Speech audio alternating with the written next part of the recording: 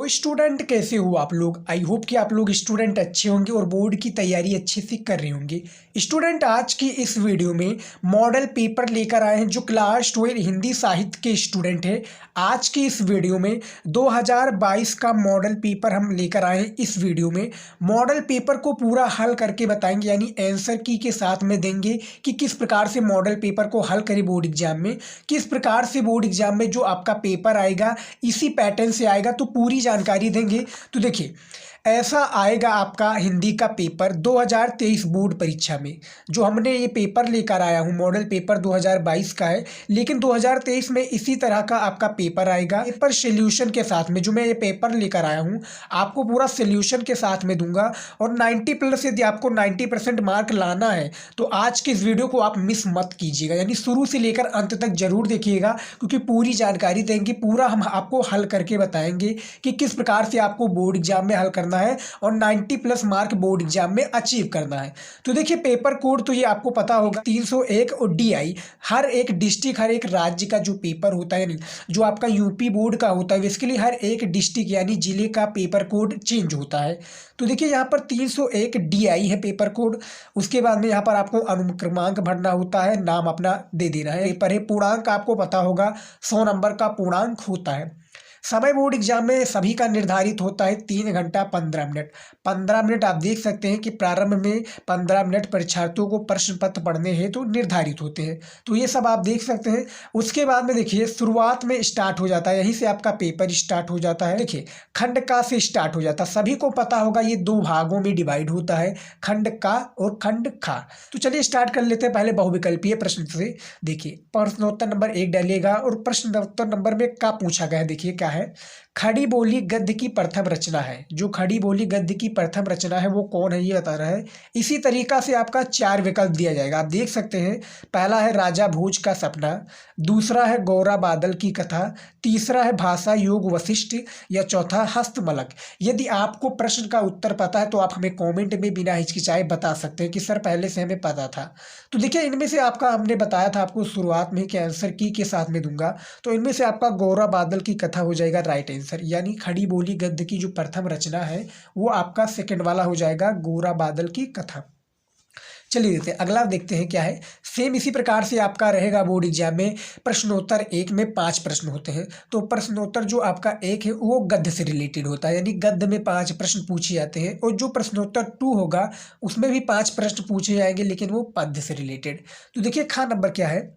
शुक्लोत्तर युग के साहित्यकार हैं जो आचार्य हजारी प्रसाद द्विवेदी जी हो जाएंगे, ये शुक्लोत्तर युग के साहित्यकार, ये आपको पता होगा। चलिए देखते हैं, अगला देखते हैं क्या है।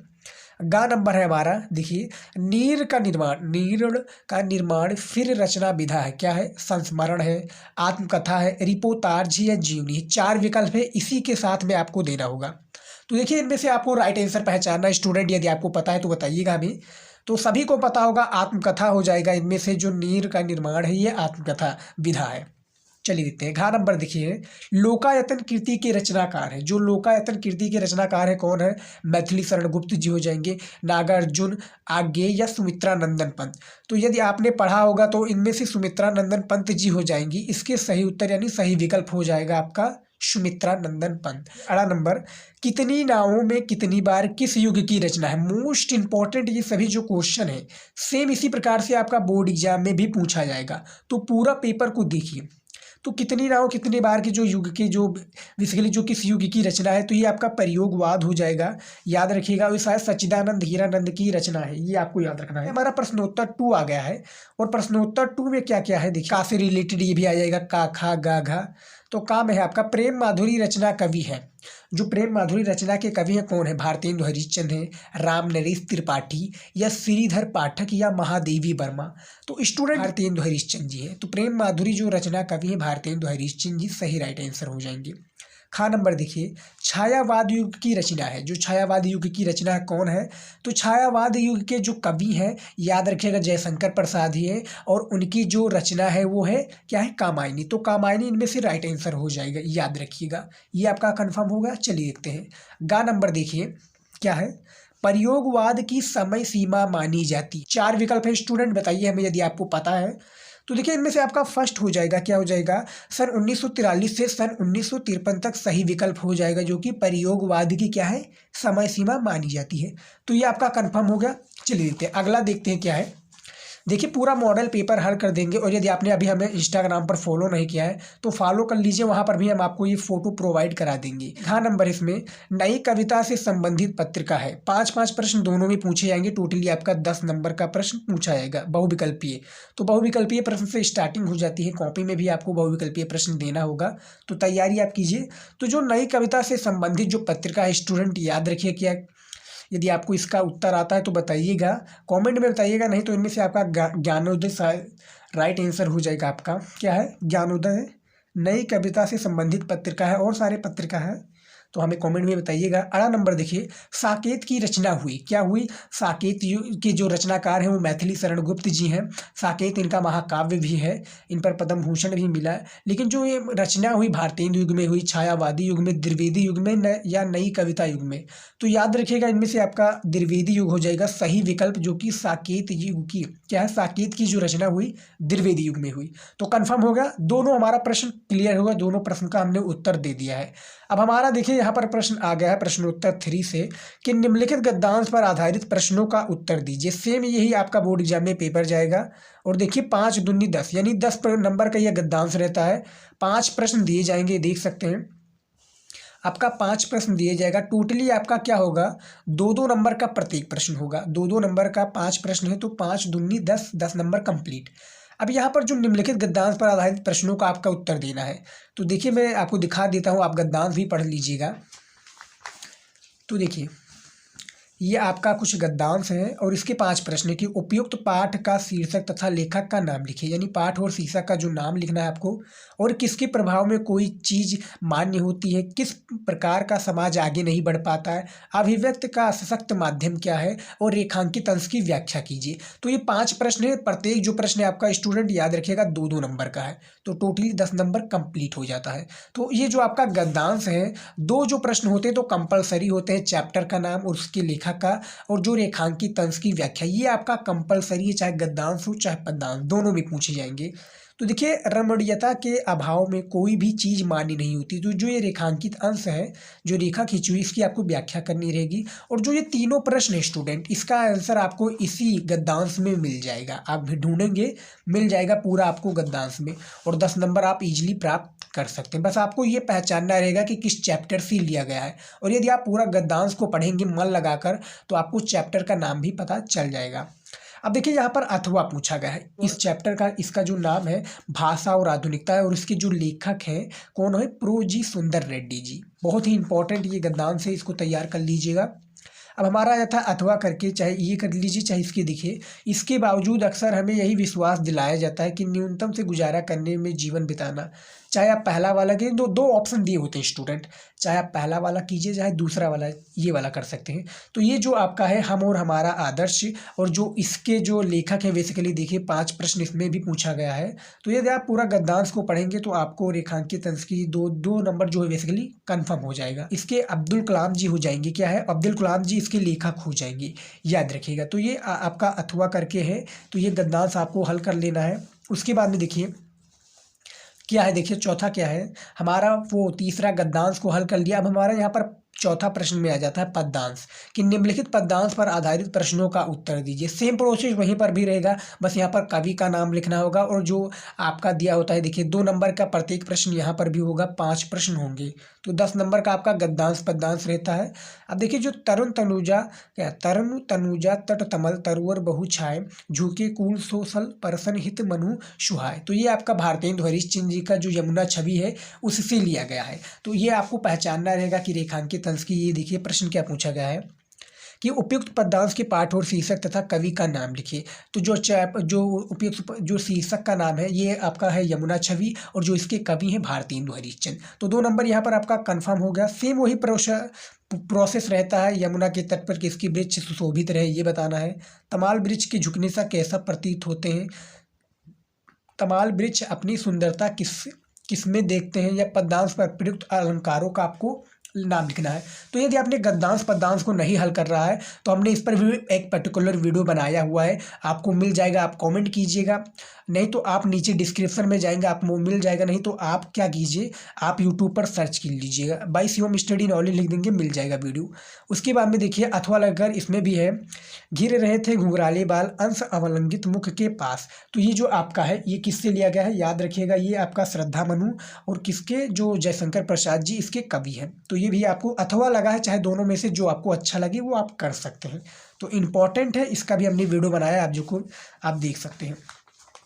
अब देखिए हमारा यहाँ पर आ चुका है पांचवा जो प्रश्न। देखिए क्या है, पांचवा प्रश्न भी सबसे ज़्यादा इम्पोर्टेंट है, आपकी स्क्रीन पर देखिए का नंबर पे, कि निम्नलिखित में से किसी एक लेखक का जीवन, देखिए जीवनी साहित्य परिचय देते हुए उनकी रचनाओं तथा भाषा शैली का उल्लेख करते हुए लिखिए अधिकतम। यानी अधिकतम जो शब्द सीमा है 80 शब्दों में लिखना है, 5 नंबर जीवन परिचय में दिया जाएगा। 3 जीवन परिचय किन्हीं एक का करना है। तो डॉक्टर आचार्य हजारी प्रसाद द्विवेदी जी हैं, प्रो जी सुंदर रेड्डी और डॉक्टर APJ अब्दुल कलाम। तो यहाँ पर आपको दो, जो आचार्य हजारी प्रसाद द्विवेदी हैं और प्रो जी सुंदर रेड्डी जी हैं, इनका आपको जीवन परिचय मिल जाएगा यूट्यूब पर, हमारा चैनल पर भी मिल जाएगा, आप जाइएगा सर्च कीजिएगा, मिल जाएगा। तो इनमें से आपको तैयार करना क्या है, जीवन परिचय, साहित्यिक परिचय और उनकी रचनाएं, ये आप तैयार कर लीजिएगा। 5-5 नंबर का है, कन्फर्म हो जाएगा। तो हमने इस पर भी वीडियो बनाया कि किस प्रकार से जीवन परिचय बोर्ड एग्जाम में लिखना है, वो उसका वीडियो आपको मिल जाएगा।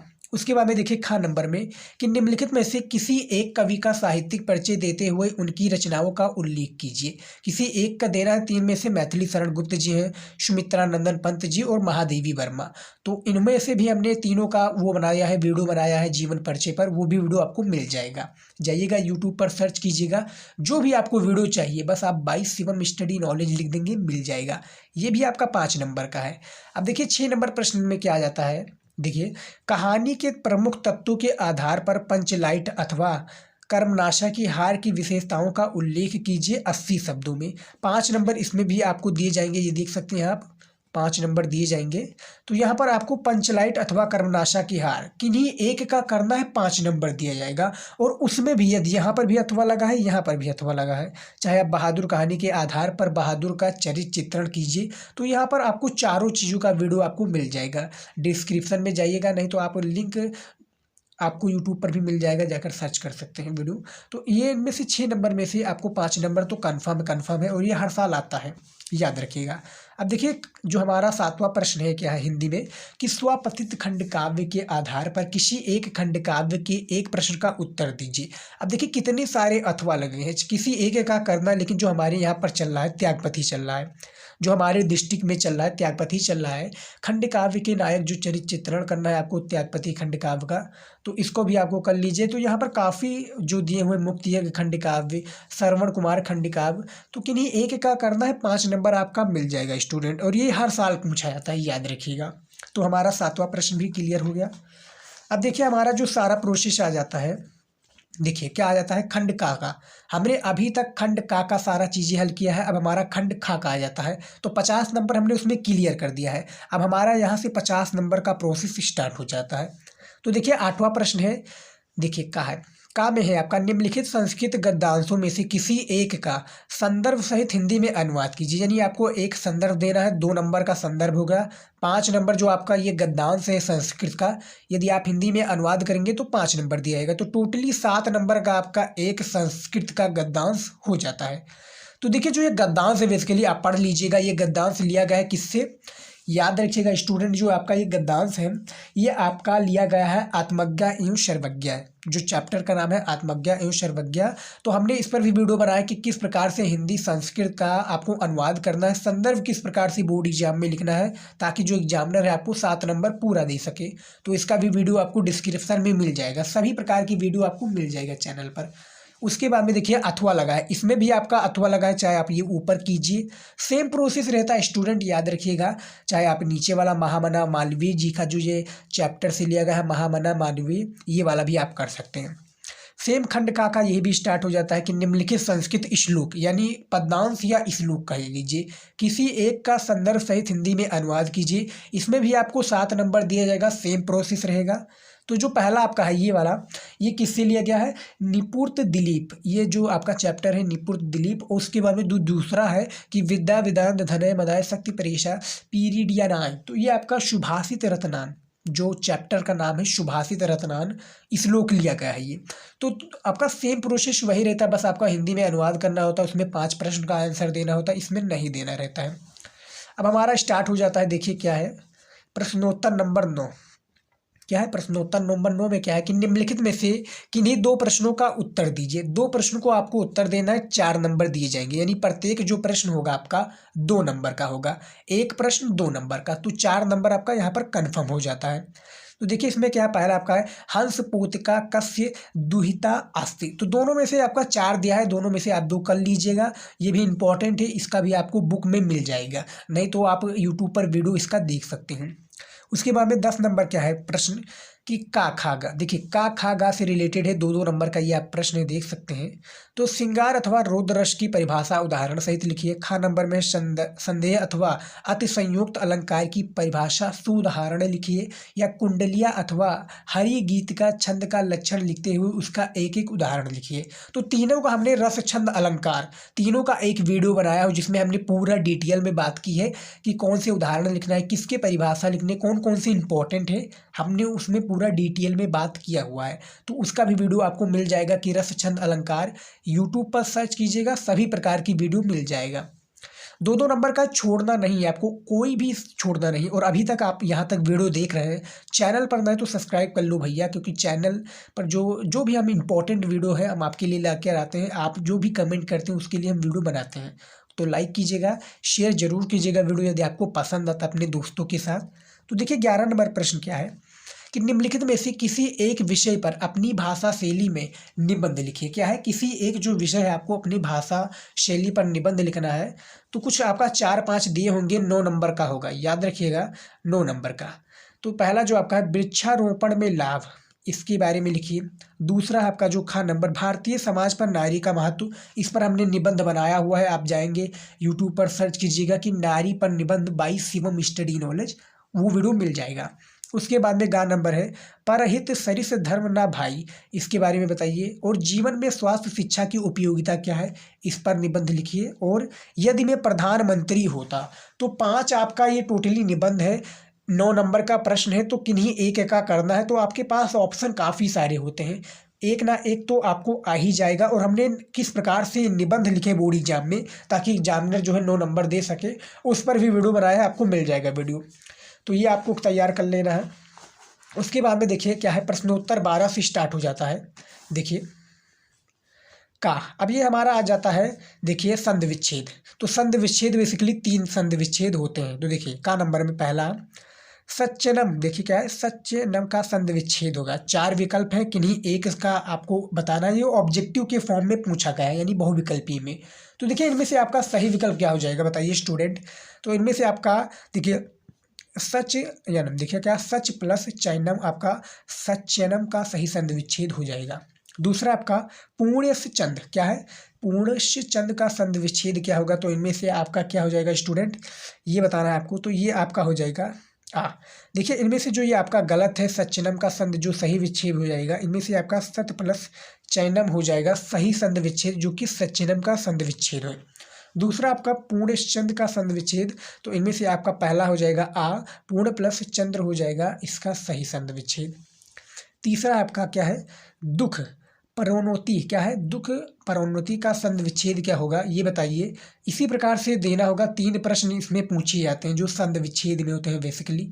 तो इनमें से जो आपका हो जाएगा दुख प्लस परोन्नति हो जाएगा, दुख परोन्नति का सही संधि विच्छेद। एक ही नंबर का होता है, छोड़ना एक भी नहीं है आपको, हमने पूरा वीडियो बनाया कि किस प्रकार से इसको हल करना है।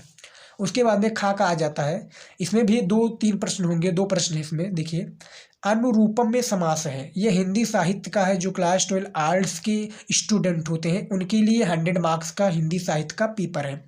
तो पहला आपका क्या है अनुरूपम में समास है, पहला आपका हो जाएगा तत्पुरुष, कर्मधारण, अव्ययी भाव या बहुब्रीहि। तो इनमें से अव्ययी भाव जो हो जाएगा अनुरूपम में समास ही हो जाएगा, इसमें 1 नंबर आपको दे दिया गया। अब देखिए दूसरा क्या है रक्त वस्त्रम, रक्त वस्त्रम में समास है तो इसमें आपका कर्मधारण समास हो जाएगा, बिल्कुल सही जवाब कर्मधारण हो जाएगा। उसके बाद में देखिए का नंबर में आत्मभ्या क्या है, आत्मभ्या का आत्मन शब्द का रूप होगा, क्या होगा ये बताना है आपको। तो का नंबर 13 नंबर प्रश्नोत्तर है आपका। तो आत्मभ्या आत्मन शब्द का रूप क्या होगा, तृतीय विभक्ति बहुवचन होगा, तृतीय विभक्ति बहुवचन होगा, चतुर्थ विभक्ति द्विगुवचन या पंचमी विभक्ति एकवचन। तो बताइए स्टूडेंट, यदि आपको पता है तो बताइए क्या है इनमें से। तो इनमें से आपका क्या हो जाएगा, तृतीय विभक्ति वचन हो जाएगा, तृतीय विभक्ति बहुवचन हो जाएगा इसका सही विकल्प। उसी के बाद में दूसरा प्रश्न है, इसमें दो दो प्रश्न होते हैं, संधि विच्छेद में सिर्फ 3 प्रश्न पूछ लिए गए हैं। तो देखिए आम नाम क्या है, आम नाम नामन शब्द का रूप होगा, तो इसमें पष्टी विभक्ति वचन हो जाएगा, बिल्कुल सही विकल्प, जो कि आपका दा नंबर हो जाएगा। अब देखिए खा नंबर में क्या पूछा गया है, पास्यम क्या है, पारस्यम अथवा नयुयु का धातु लकार पुरुष तथा वचन लिखिए। 2 नंबर का है आपको, तो आपको पूरा इसका सूत्र भी लिखना होगा। तो यहाँ पर हम अथवा लगाकर बात हो रही, तो हम यहाँ पर ये वाला हल करेंगे, क्या है पाशम्य। तो इसमें क्या आपका आता है, देखिए पाशम्य भी बेसिकली जो आपका आ जाता है क्या आ जाएगा, तो हम यहाँ पर खा वाला हल करेंगे। खाल वाले में क्या है, पास्यम्य क्या है, अथवा नेयु अथवा धातु लकार पुरुष तथा वचन लिखिए। तो इसका क्या हो जाएगा, ये देखिए रूप हो जाएगा ब्रैकेट में आपका पिब धातु लिट लकार उत्तम पुरुष बहुवचन रूप का इसका होगा। तो यहाँ पर ये हल कर दीजिएगा, 2 नंबर मिल जाएगा। खा नंबर हो गया। चलिए देखते हैं अगला, देखते हैं गा नंबर हमारा आ जाता है पहला, महत्व शब्द में प्रत्यय है, 2 नंबर उसका भी हमने सॉल्व कर दिया। अब यहाँ पर 2 वाला आता है, तो जो इसमें प्रत्यय की बात हो रही है, तो महत्व में देखिए महत्व किस प्रकार से ध्वनि निकल रही, महत्व। तो इनमें से आपका सा वाला बिल्कुल सही हो जाएगा, महत्व का, ये देख सकते हैं। उसके बाद में दूसरा है दत्वा शब्द में प्रत्यय है, तो दत्वा शब्द में आपका कत्वा हो जाएगा, बिल्कुल दत्वा कत्वा, तो ये आपका बिल्कुल सही हो जाएगा। तो 2 नंबर इसमें भी आपको दे दिए गए, एक एक नंबर। अब घा नंबर हमारा आ जाता है, रेखांकित पदों पर किसी एक पद पर विभक्ति तथा संबंधित नियम लिखिए, यानी विभक्ति तथा एक इसके संबंधित जो नियम है ये आपको लिखना है। तो देखिए इसमें किस प्रकार से आपको नियम लिखना है मैं बता दूं आपको। देखिए पहला, जैसे हम इसमें किसी एक का करना है, 2 नंबर का है ये, तो पहला वाला हम हल कर देते हैं। तो देखिए इसमें क्या है, विद्यालय परित उदानम अस्ति, तो इसका क्या हो जाएगा, इसमें आपको सूत्र लिखना है और इसमें कौन सी विभक्ति है ये इसके बारे में बताएगा, 2 नंबर का है। तो देखिए इसका जो सूत्र हो जाएगा, लग्न चतुर कुशल प्रणीय सप्तमी विभक्ति हो जाएगा, जो कि इसका विभक्ति हो जाएगा पहले का, दूसरे तीसरे का पता नहीं, किसी एक का करना है, हमने एक का कर दिया है। अब देखिए 14 नंबर प्रश्न है और हमारा आखिरी प्रश्न इसमें कहलाएगा। देखिए कि निम्नलिखित में से क्या है, निम्नलिखित में से किन्हीं 2 वाक्यों का हिंदी में अनुवाद कीजिए। तो हिंदी में आपको इसका अनुवाद करना है, किन्हीं 2 वाक्यों का, बालक को पढ़ना अच्छा लगता है, इसको क्या करना है, 2 वाक्यों हिंदी में अनुवाद करना है, बिल्कुल इसका हिंदी में अनुवाद करके बताइए। और ज्ञान के बिना मुक्ति नहीं मिलती, तो किन्हीं 2 को करना है, 2-2 नंबर का है, ये आपका 4 नंबर बिल्कुल फिक्स हो जाएगा। तो देखिए ये जो हमने मॉडल पेपर है पूरा डिटेल में हल कर दिया है। पूरा वीडियो हमने एक पर्टिकुलर वीडियो बनाया कि कौन कौन से टॉपिक इंपॉर्टेंट है, कौन कौन से पढ़ने चाहिए आपको, पूरी जानकारी हमने दी है। तो आप देख सकते हैं पूरा मॉडल पेपर जो है आपका 2022 का मॉडल पेपर है। पेपर कोड भी आप देख सकते हैं 301 DI, पूर्णांक 100 नंबर का है, समय 3 घंटा 15 मिनट। पूरा जो पेपर है पूरा हमने हल करके बता दिया है। तो आज की इस वीडियो में बस इतना ही। आई होप कि आप लोगों को अच्छा है वीडियो लगा है। वीडियो सेम इसी प्रकार से आपका मिलता रहेगा रोज पर डे, और चैनल पर नए तो हमारे सब्सक्राइब कर लीजिए चैनल को। मिलते हैं नेक्स्ट वीडियो में नए टॉपिक के साथ, तब तक के लिए गुड बाय, जय हिंद। पढ़ते रहिए, अच्छी सी बोर्ड की जो तैयारी आप लोग करते रहिए।